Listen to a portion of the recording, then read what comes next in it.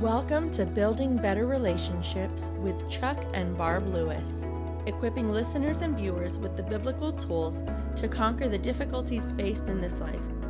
Chuck has practiced crisis intervention since the 1980s and has been in ministry together with his wife Barb for over 20 years. They've taken the countless lessons and the knowledge they've acquired and have put them into this life skills class to share with you. We hope this blesses you. There you go. And we're just excited to do that. The purpose of our program is to create healthy habits in your life and show you some things that we've learned that we try to practice, and practice is really the key. It's not that you ever get to a point where you've arrived and you don't have to practice anything anymore. No, as long as we're in this life, we're going to practice things to get better and better and better. I tried to eliminate perfect yes, from our vocabulary. because none of us are going to be perfect. Oh, perfection is an unachievable goal, and you can work really hard to try to get it, but you'll never get perfection until you get to heaven. That's right. And, only God is perfect. Only God is perfect.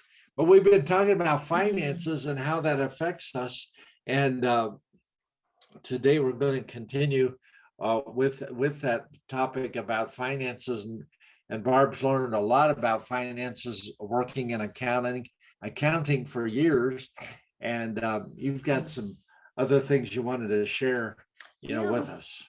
Yeah, I wanted to talk about doing a budget together as a couple, or doing one for yourself.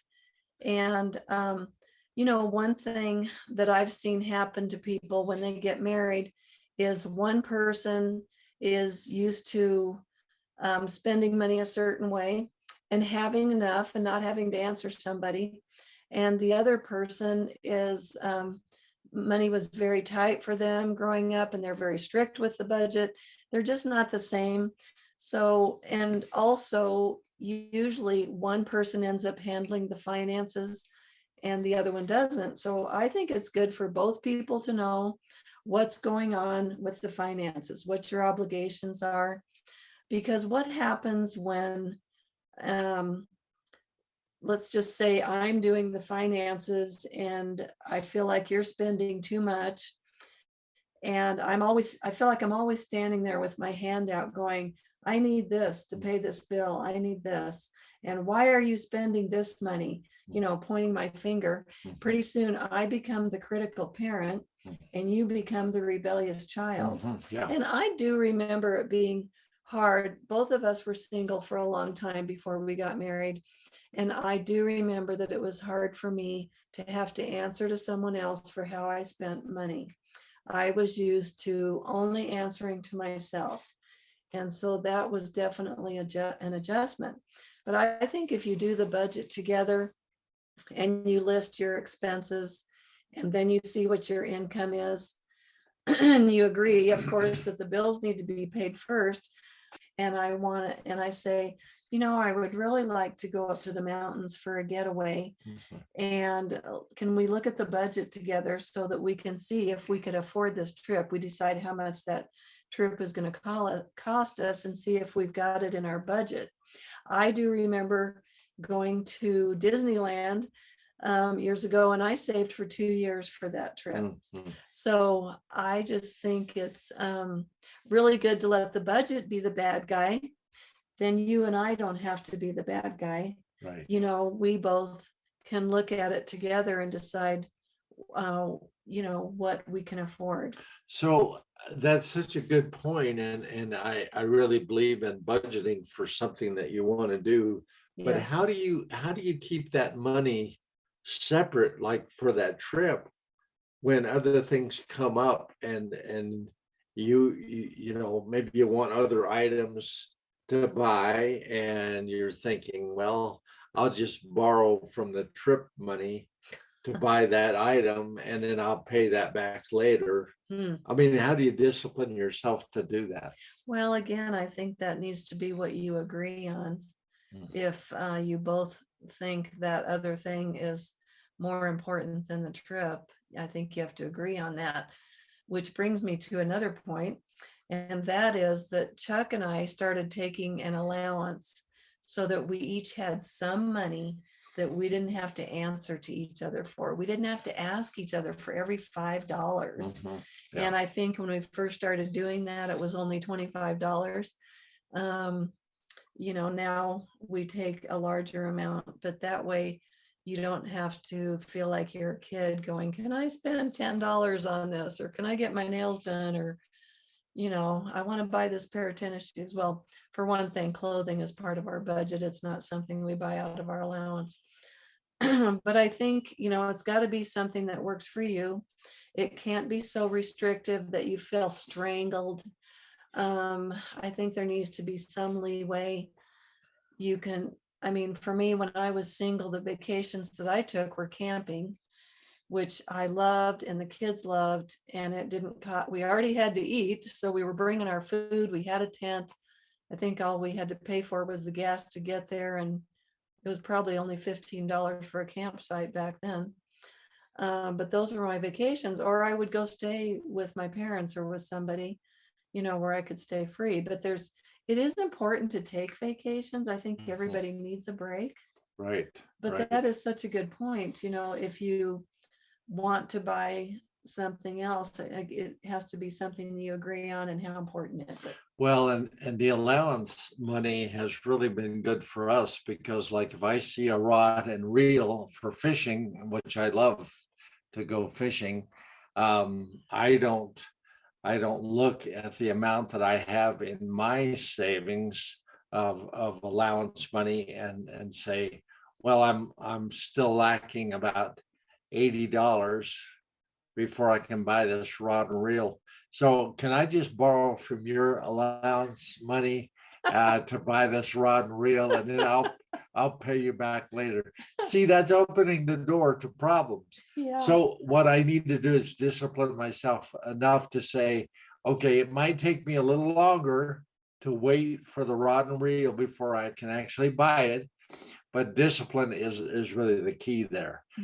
Timing is the key.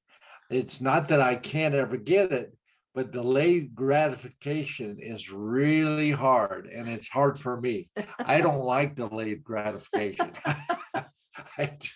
I just like to get the item, then pay for it all, and be done and go fishing maybe that afternoon. But at the beginning, we had to wait. We had to have a time frame that was realistic for both of us on the things that we wanted to do. And a trip is expensive. Sometimes you have to plan a year out or longer for a trip. It just depends on where you go. But if you allow for that and you've got money set aside for that, and I think you suggested putting money in an envelope and marking that item, whatever that item is, and not touching that envelope, not taking money back out of that, but keep adding to it. And then when you go on that vacation, it's paid for. Yeah.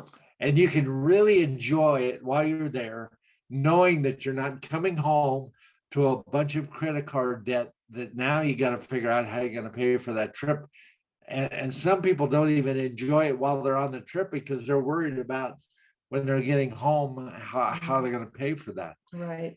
God wants us to be free. He wants us to enjoy ourselves, but sacrifice is the key at first. When you first start setting up a budget, you start establishing a savings account. That might feel so impossible. I know it did for me when I first started.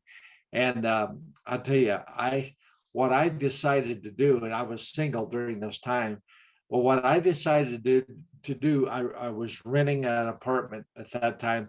When my lease was up, I got the idea that I was going to put a little 3x5 cards up on bulletin boards in different churches around the city. And that said, I will watch your home for you when you're on vacation. And this is how much, I don't know what I charge for that, but I'll feed your animals. I'll watch over your home while you're gone. And pretty soon I was getting so many people. I asked God to give me favor for that. And pretty soon I started getting homes to watch all year long. And for 4 years, Barb, all I did was watch people's homes and feed their animals. And it got to the point where I could become very picky about where I stayed. And sometimes I was staying in these $1 million homes, multi-million-dollar homes. And they would tell me, use our hot tub, whatever you want, drive our car while we're gone. I mean, it was incredible. The refrigerator is full of food. Eat that food because we don't want it to spoil anyway. And that's the kind of thing that I was doing for 4 years. So all the money that I was getting was going into savings. And that's how I developed a savings account. Now, that 4 years was a sacrifice, but believe me, when I developed that savings account, it was definitely worth it. And I've always had one ever since that. But initially, it took a lot of discipline. That is really good. I'm glad you brought up savings, because I think it's important to save about 5% of your income for a savings. And if you can't save anything, that means you're not living within your means. Yes. So obviously there has to be some margin in your budget if you're going to be able to save anything. I think it's important to have 3 to 6 months of expenses put away for emergencies, because if the car breaks down, I mean, some people absolutely have nothing in savings, and if the car breaks down, they just don't have a way to get around because they can't afford to fix it. So it's important to have money in savings for car repairs, medical bills, emergencies that come up. So and we don't know when they're going to happen. Right. So you've got to prepare. And even if it's giving $5 a month into that fund, it will accumulate over time. Yeah. And that's so good that, what you did was something extra, because you weren't living on a salary, which, most of us have a salary. You were living on, by faith on whatever donations came in. And so not really knowing, what was going to come in and when. So you did something over and above to do that. Well, and it was very enjoyable. It didn't even feel like a sacrifice anymore. I had one family that owned like 5 llamas, and they needed me to feed their llamas. That's the animals. I think they did have a couple dogs too, but they needed those animals fed. So while they were on their trip, they didn't have to worry about whether or not their animals were given food and water, because they knew I was there, living there, watching over the property, and that was good for theft, to prevent theft as well. Right. So they could relax and enjoy their trip. And I was getting paid for that while I was, there at their home and living in luxury at the same time. So that wasn't really a sacrifice at all. I was, living in just total luxury. So God has a way of being creative and giving you ideas that's going to totally change your life. And one of the greatest freedoms that he wants us to have is to not be worried and fearful about our finances. Statistics say, it's another hard word for me, that a lot of people are 2 paychecks away from being homeless. Oh my goodness. Maybe even one. Yeah.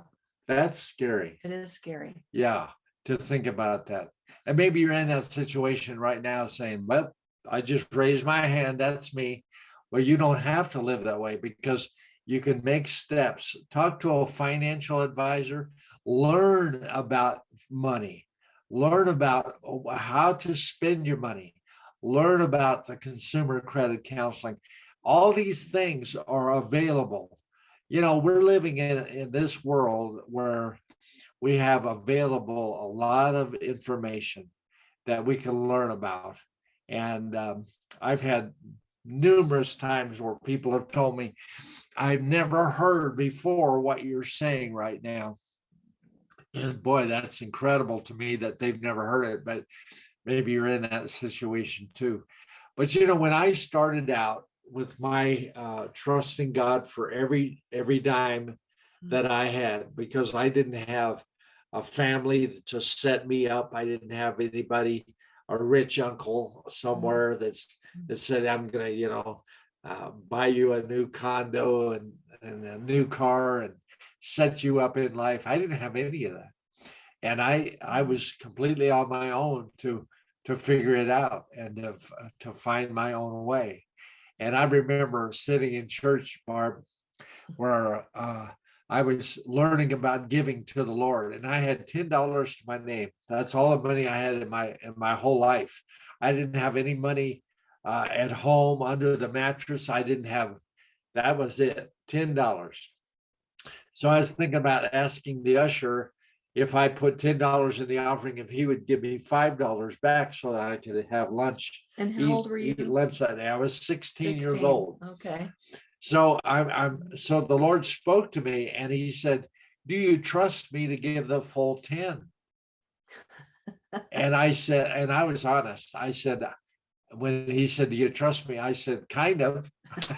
That's exactly what I said. I kind of trust you. And so anyway, when the offering basket came, the usher's holding the offering. I'm sitting on the end of the pew, and he's holding the offering basket, and I've got the $10, over the offering basket. And finally, the usher said, Chuck, you've got to let go. And so I dropped the $10 in the offering basket, and I did not ask him for $5. And I thought, okay, Lord, I am going to choose to trust you. And that was it. That was all the money I had. And this had never happened to me before, ever. But before I left the church that day, I had a guy walk up to me and shake my hand. And he transferred some money in my hand when he shook my hand. And I thought, wow, that's never happened. I guess I can eat lunch today. And I got out in the car and I opened that bill up that he gave me, and it was a $50 bill. Beloved, I had never even seen a $50 bill. Thank you, Lord. More or less received one. But here I was, I gave 10 and the Lord gave me 50. And the Lord said to me down deep in my spirit, it wasn't an audible voice, but I knew as God. He said, if you'll obey me that way, I'll take care of you the rest of your life. And I was 16 then, and I've lived by faith all these years. I'm 72 now. And God has not only met the needs, but he's blessed us hilariously. And it all started at that day at that church when I was 16. But that was hard. It was hard to give everything I had right there. But God loves us, and he showed me he loves his kids, and he's never seen the righteous forsaken or his seed out begging for bread. He's your Father, and he wants to not only meet your need today, but he wants to bless you hilariously. So our prayer for you is that you will continue to learn about these things. If you have a question that you want to write in on our website and ask us about finances or anything else, we'll be happy to address those questions that you have. God bless you today. Thank you so much for being with us, and we will see you next time. God bless you. If you are blessed by this ministry, please subscribe, like, and share. You can also make donations at chucklewisministries.com. Join us to keep uncovering the tools to build better relationships together. Let's do this again next week.